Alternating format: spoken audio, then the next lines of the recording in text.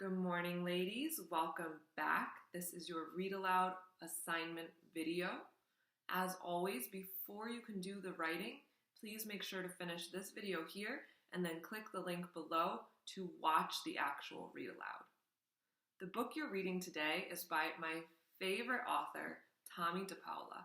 And not only is he an author, but he is an artist, so he also does all of his own illustrations in his books.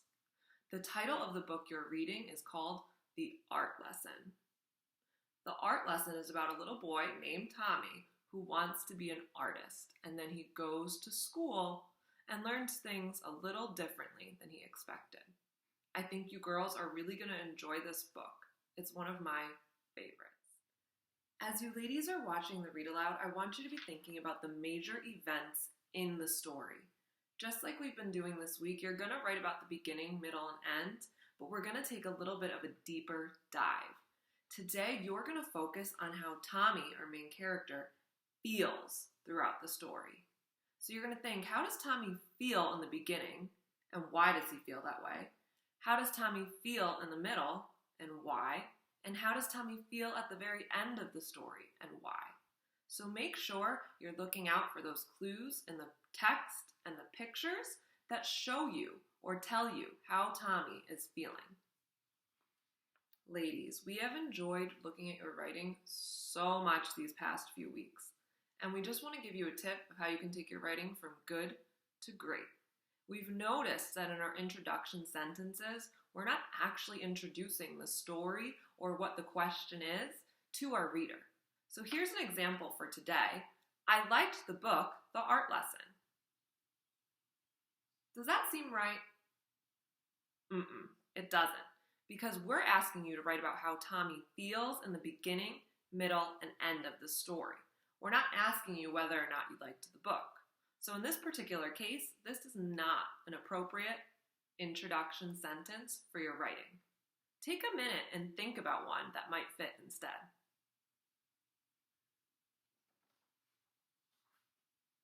Here's my example. The Art Lesson is a story about a boy named Tommy. Doesn't that tell you a little more than I liked the book, The Art Lesson? I think it does too. This tells us that you're going to be telling the reader about Tommy, who's the main character. Try to do that in your introduction sentence today. So ladies, we have a very special message from one of your favorite people. Get ready. Hi girls, I heard that you're reading a book called The Art Lesson by Tommy DePaola. And in the book, Tommy is concerned when his art teacher tells him and the other students to copy what she is drawing. And she's drawing a picture of pilgrims because it's around the time of Thanksgiving. And I'm really curious to see what you girls think about that idea of copying. In our art room, sometimes when I'm presenting a project to you, we do often, if you want to call it copying, what's being drawn and using that as a way of learning, because we are in the classroom, we're learning how to draw different things, learning about new techniques. And then once you copy that idea or that technique, you can then use that, or maybe it gives you another idea for something in the future. Maybe it gives you an idea of a new way of working, a new style. So sometimes we copy, but we use it as a learning tool, learning something new, and then getting other ideas from that initial drawing that we might do. Something that I also wanted to talk to you about last year in kindergarten, when you were learning about the Lascaux cave, and we drew the horse that we saw in the cave by combining shapes. We drew 3 circles, a bunch of triangles, and combined those shapes to make the horse. And this year, just before we were out of school, we were working on our MOLA project, and we were combining shapes to create an animal, but not something specific. You got to choose which animal you would like to draw for that mola. And then we were building upon that and combining shapes to create your own animal. So we learned something by copying. We copied the horse. We all drew the horse together, and we were learning how to combine shapes. And then we get to use that idea or that technique in the future with this lesson that we're going to be doing with the Mola project and combining those shapes to make animals.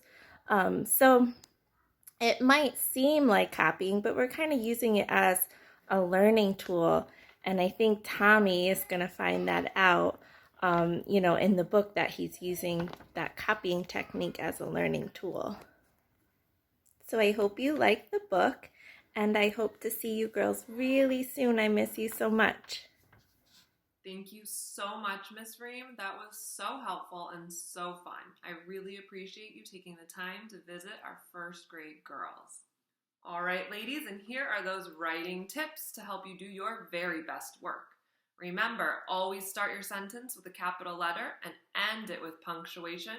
Don't forget to do finger spaces and your neatest handwriting. Always include the title in that introduction sentence, and we just practiced coming up with a perfect introduction sentence for your work today. Remember, the title of our book is The Art Lesson. And then today, you're going to answer, how did the character feel in the beginning, middle, and end of the story?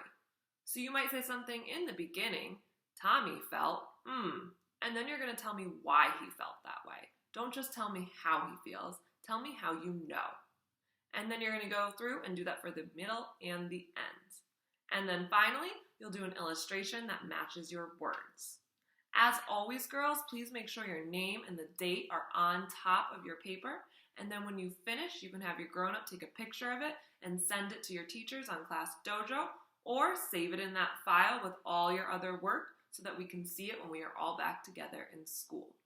Great job, girls, and I will see you soon.